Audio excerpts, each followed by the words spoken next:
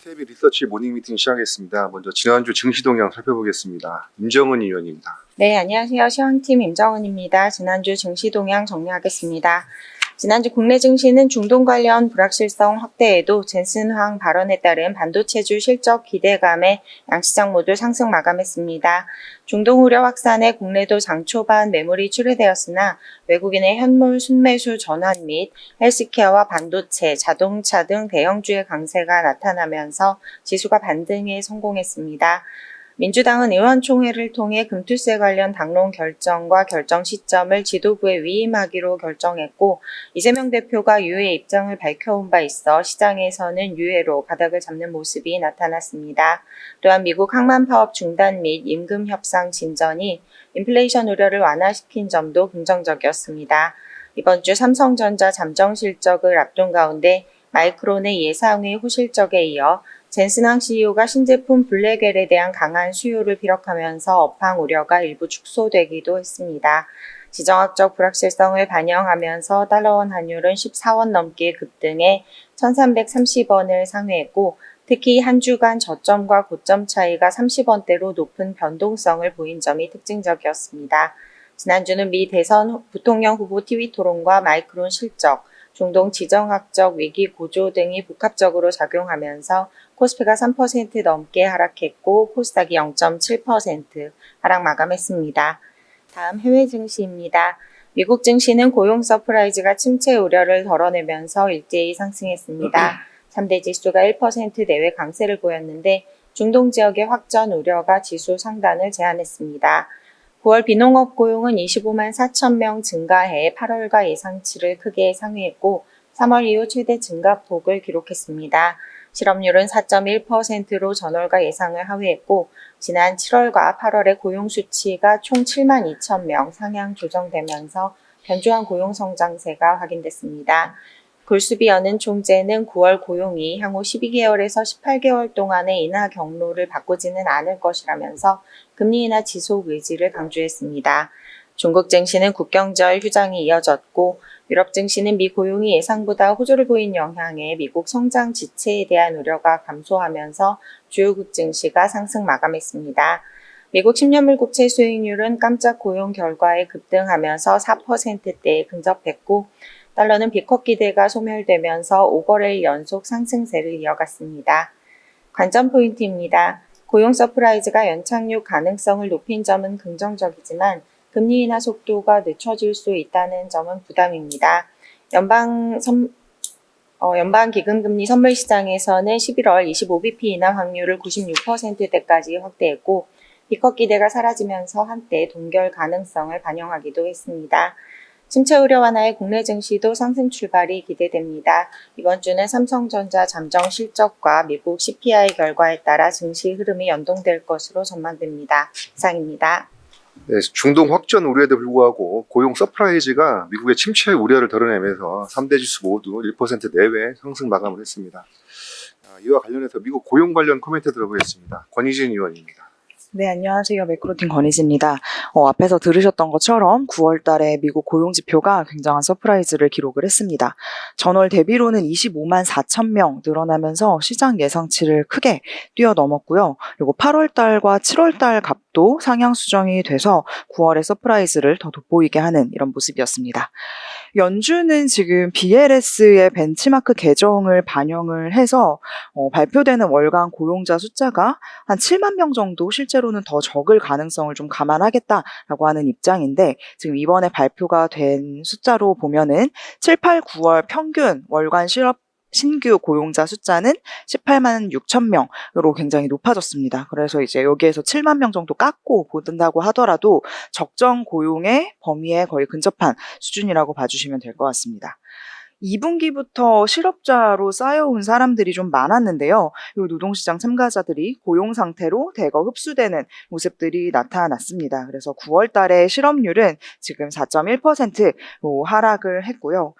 노동시장에 들어오는 인구가 옛날만큼 쉽게 취업을 하기에는 좀 어려운 상황이지만 시간을 두고 천천히 일자리를 찾아가고 있어서 고용 절벽하고는 거리가 있는 상황입니다. 변곡점이 될 수 있다라고 생각을 했었던 4% 중반대의 실업률 수준하고는 이번 달로 조금 더 멀어지게 되는 모습을 보여주면서 미국 경제가 지금 연착륙의 궤도에 잘 가고 있다라는 것들을 재확인을 하실 수가 있습니다.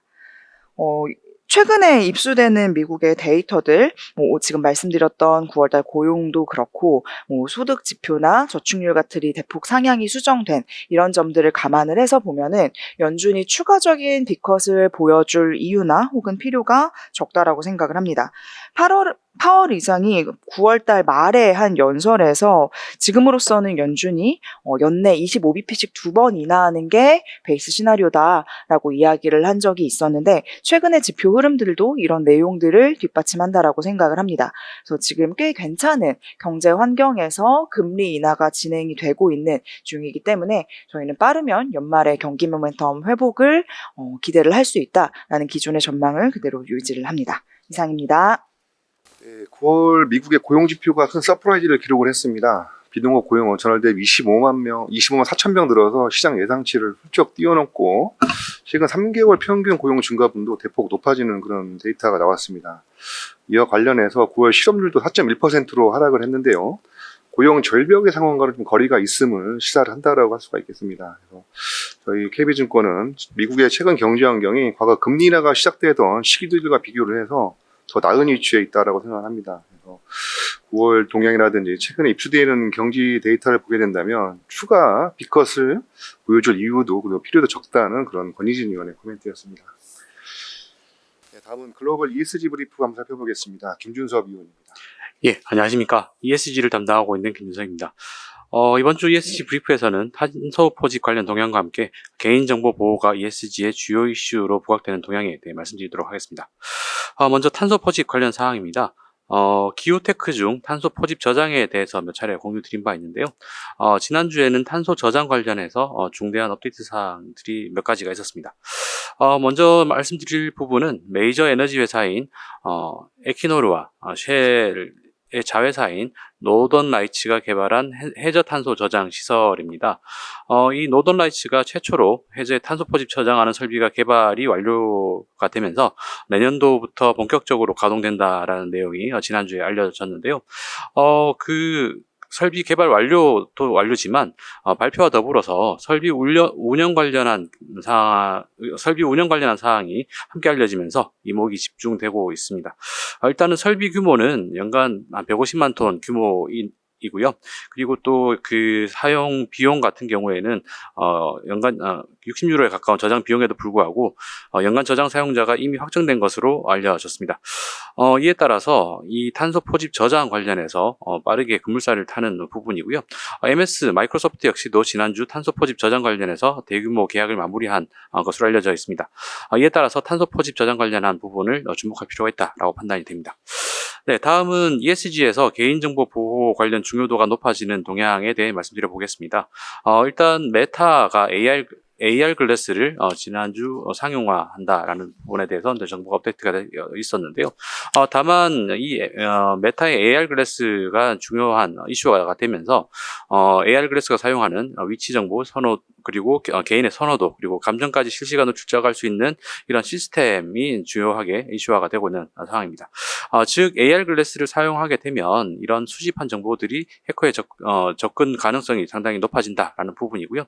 이는 최근 들어서 부각되고 있는 사이버 피싱 같은 우려가 커지는 부분입니다. 이에 따라서 EU나 각국 정부들은 이런 개인정보 유출 리스크 관련해서 규제 및 과징금 수위를 강화할 것이 예상되는 부분인데요. 일단 한국 정부 같은 경우는 2022년 개정된 개인정보보호법은 알려진 부분이고요. EU나 한국뿐만이 아니라 사우디아라비아, 인도, 중국 같은 경우도 이런 개인정보 보호 법제를 빠르게 정비하는 동향입니다. 이에 따라서 개인정보 보호 관련한 부분이 중요한 ESG 이슈로 부각될 것으로 예상이 되고 있습니다. 이번 주에는 지속가능 성장을 위한 하두 두선, 탄소 경제와 개인정보 보호 관련한 부분에 대해서 업데이트 드렸는데요. 지속적으로 ESG 관련한 부분이 사업화되는 동향을 알 수가 있습니다. 자세한 내용을 리포트를 참고해 주시면 좋겠습니다. 이상입니다. 탄소 포집 저장에 대한 사업화가 빠르게 진행 중에 있습니다. 대형 에너지 기업인 에퀴노르, 쉘, 노던라이츠가 개발한 그런 해저 탄소 저장 시설이 완공되면서 내년부터 본격 가동될 것으로 알려져 있고, 한편 벤처기업인 UNDU는 마이크로소프트와 계약을 체결하면서 연간 15,000톤 규모의 탄소 포집 저장을 이행할 것이 확인이 되고 있습니다. 이처럼 글로벌 기후변화 시장에서 탄소 포집 프로젝트의 사업화 속도가 증가되고 있다는 그런 김준섭 위원의 코멘트였습니다. 다음은 신한지주와 하나금융지주의 3분기 실적 프리뷰 들어보겠습니다. 강승건 위원입니다. 예, 안녕하세요. 신한주주에 대해서 투자기간 바이 유지하고 목표 주가는 77,000원으로 6.9% 상향합니다. 저희가 투자기간 바이를 유지하고 있는 이유는 지난해 발표된 밸류업 공시를 통해서 확대된 주주 환원 정책이 시행이 되면 결국 이익 증가 대비 높은 주주 환원액 증가가 예상이 되고, 시중금리 하락에 따라서 순이자 이익 전망치가 하향되고 있지만 이제 채권 평가이익에 따른 비이자 이익의 증가로 인해서 전체 이익에 미치는 영향이 축소되고 있기 때문입니다. 이번 3분기 실적 발표에서 저희는 추가 자사주 매입 소각 발표를 기대하고 있고 2,500억에서 3,000억 이를 반영할 경우에 총 주주 환원율은 2024년도에 36.7에서 37.7% 수준이 달성할 수 있을 것으로 생각을 하고 있습니다. 3분기 연결 기준 지배주주 순이익은 1.38조 원으로 컨센서스를 22.2% 상회할 것으로 생각을 하고 있고, 전년 동기 대비 15.3% 증가한 수준입니다. 원화대출은 이제 주담대 중심으로 성장할 것이고 전분기 대비 3.7% 예상을 하고 있고요. 은행 림은 OBP 하락할 것으로 전망을 하고 있습니다. 그룹 순이자 이익 같은 경우에는 비은행 자회사의 조달 비용 부담 완화, 그리고 림 하락에도 불구하고 전분기 대비 0.6% 증가할 것으로 생각을 하고 있고요. 그룹 비이자 이익은 전년 동기 대비 47.2% 증가할 것으로 생각을 하고 있습니다. 그룹 크레딧 코스트 레이쇼는 49bp로 전년 동기 대비 1bp 상승할 것으로 생각을 합니다. 2분기 좀 주춤했었던 연체율 상승이 이어지면서 경상 충당금 부담 상승이 예상이 되고 있고, 비은행 자회사의 PF 충당금 부담 역시 3분기에 크레딧 코스트에 반영이 될 가능성을 생각을 하고 있기 때문입니다. 다음은 하나금융지주 말씀드리겠습니다. 투자의견 바이 유지하고 목표 주가는 83,000원으로 6.4% 상향합니다. 저희가 투자의견 바이를 유지하고 있는 이유는 이제 아직 밸류업 자유공시를 하지 않았지만 주주 환원율 제고에 대한 경영진의 의지들이 컨퍼런스 콜을 통해서 계속 확인이 되고 있고, 이번 3분기에 CET1은 환율 하락과 대출 성장 관리를 통해서 이제 13% 이상을 상회할 수 있을 것으로 생각을 합니다. 따라서 이번 분기에 발표될 밸류업 자유공시에 대한 기대감이 증가할 수 있을 것으로 생각을 하고 있습니다. 마지막으로 시중은행 금융지주 대비 높은 밸류에이션 매력이 부각이 될 수 있을 것으로 생각을 합니다. 이미 이제 1분기에 3천억 규모의 자사주 매입 소각을 단행을 했고, 현금 배당 1조 원 등을 감안을 할 때 저희는 4분기에 추가적인 자사주 매입 소각을 기대를 하고 있습니다. 저희는 한 1,000억 정도를 기대를 하고 있고, 이를 감안시 총 주주 환원율은 37%가 될 것으로 생각을 합니다. 이런 밸류에이션 매력을 바탕으로 해서 은행 업종 최선호 종목으로 유지합니다. 3분기 지배주주 순이익은 1조 원, 컨센서스를 2.3% 상회할 것으로 생각을 하고 있고, 전년 동기 대비 11.3% 증가한 수준입니다. 3분기 원화대출은 이제 0.4% 감소할 것으로 생각을 합니다. 상반기에 기업대출 중심으로 높은 성장률을 보였는데요. 이제 이거에 대한 이제 관리가 3분기부터는 예정대로 진행이 됐고요. 림은 4bp 하락할 것으로 생각을 합니다. 그룹 비이자 이익은 이번 분기에 큰 폭으로 개선될 것으로 생각을 합니다. 수수료 수익은 견조한 흐름이 유지되고 있고, 이제 환율 하락에 따른 환평가액 700억이 반영될 것으로 생각을 하고 있기 때문입니다. 3분기 CCR은 37bp로 전년 동기 대비 7bp 개선될 것으로 생각을 하고 있는데, 경상충당금은 계속 올라가고 있는 흐름 속에 있습니다. 다만 지난해에 추가 충당금 적립의 이제 기조효과 등이 반영이 될 것으로 생각을 하고 있습니다. 3분기 CET1 비율은 13%, 환율 하락과 대출 성장 둔화의 영향이 반영이 되면서 개선될 것으로 전망을 하고 있습니다. 이상입니다. 신한주주에 대한 투자 의견 바이를 유지를 하고 목표 주가는 77,000원으로 약 6.9% 상향 조정하겠습니다. 투자 의견을 바이를 유지하는 이유는 첫 번째로 확대된 주중 환원 정책, 그리고 시중금리 하락에 따라 순이자 이익 전망치가 하향되고 있지만 비이자이익 개선으로 이익에 미치는 영향이 축소되고 있습니다. 세 번째는 3분기 실적 발표에서 추가 자사주 매입 소각 발표를 기대를 하고 있습니다. 3분기 연결 기준 지배주 순이익은 약 1조 3.8조 원으로 컨센서스를 약 2% 상회할 것으로 전망을 합니다. 다음 하나금융주주 역시 목표 주가를 83,000원으로 6.4% 상향을 합니다. 아직 밸류업 자율 공시를 하지 않았지만 주주 환원율 제고에 대한 경영 의지가 상당히 높습니다. 그리고 두 번째는 환율 하락과 대출 성장 관리를 통해서 밸류업 자율 공시에 대한 기대감을 증가시킬 것으로 예상이 되고, 세 번째는 경쟁 시중은행 대비해서 높은 밸류에이션 매력이 있는 것으로 나타나고 있습니다. 3분기 순이익은 컨센서스를 약 2.3% 상회할 것으로 전망이 됩니다. 자세한 내용은 레포트를 첨부 부탁드립니다. 다음은 S51 4분기 실적 프리뷰입니다. 전우재 의원입니다. 안녕하세요. 정의학 담당 전우재입니다. S51 말씀드리겠습니다. S51 투자 의견 바이 목표 주가 88,000원 유지를 합니다. 최근 주가가 많이 하락했기 때문에 또 이제 유가가 반등하고 있기 때문에 투자하기에 좋은 시점이라고 생각을 합니다. 일단 10월부터 이제 중국 재정 정책 영향으로 중국의 산업 가동률이 상승할 것으로 예상이 됩니다. 이렇게 되면 산업용으로 쓰이는 경유 최근에 안 좋았었는데 경유가 이제 회복이 될 가능성이 좀 있다라고 좀 보고 있고요. 10월부터 또 소비 신작 중국에서 나타날 경우에는 섬유 위주의 화학 또 개선될 것으로 기대를 합니다. 그래서 이제 4분기부터는 시황이 좀 좋아질 것으로 기대를 하고요. 추가적으로 LNG가 최근에 또 반등을 하고 있는데 LNG는 최근에 이제 미국 생산량 감축 그리고 남미 수요가 회복이 되고 있고 또 이제 겨울철 난방용 LNG 비축도 예상이 됩니다. 이렇게 될 경우에는 LNG가 지나치게 올라가게 될 경우 4분기에는 그 난방용 등유 수요도 좀 증가로 이어질 수가 있겠습니다. 그래서 전반적으로 좀 시황은 개선될 부분만 10월부터 남아있다라고 좀 보고 있습니다. 3분기 실적은 매우 부진합니다. 마이너스 2,200억으로 적자 전환이 예상이 되는데요. 이거는 뭐 시황보다는 유가가 크게 하락을 했고 또 환율도 하락하면서 실적이 부진했기 때문입니다. 4분기부터는 이러한 시황이 바로 회복이 될 것으로 예상을 하고 있고요. 아까 말씀드렸던 10월부터 중국 재정 정책 나오는 것 그리고 또 이제 LNG 강세에 따른 강세 이런 것들을 예상하고 있습니다. 이상입니다. S51 투자 의견 바이의 목표 주가 88,000원을 유지하도록 하겠습니다.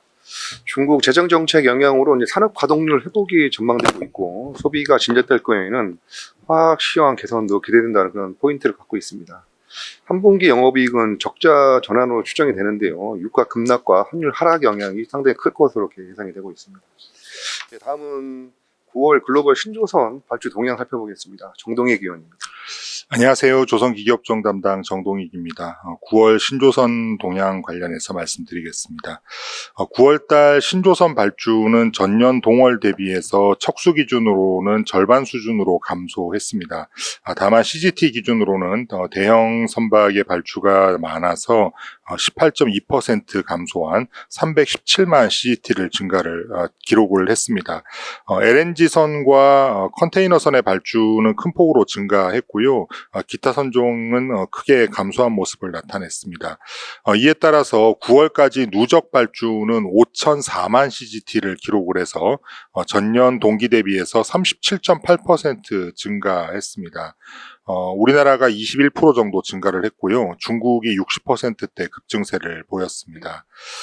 이에 따라서 한국 조선사들의 시장 점유율은 지난해 20.4%에서 올해 17.9%로 하락을 했습니다. 반면 중국의 시장 점유율은 올해 거의 70% 수준까지 상승을 한 상황입니다. 다만 한국 조선사들의 선종별 수주 믹스가 LNG선 45% 등 이루어져 있는데 반해서 중국 조선사들 같은 경우에는 컨테이너와 탱커의 비중이 상대적으로 높게 나타나고 있습니다. 한편 클락슨 신조선가 지수는 9월 27일 기준으로 189.96포인트까지 상승을 했는데요. 사상 최고치 대비해서 99.2% 수준까지 올라왔습니다.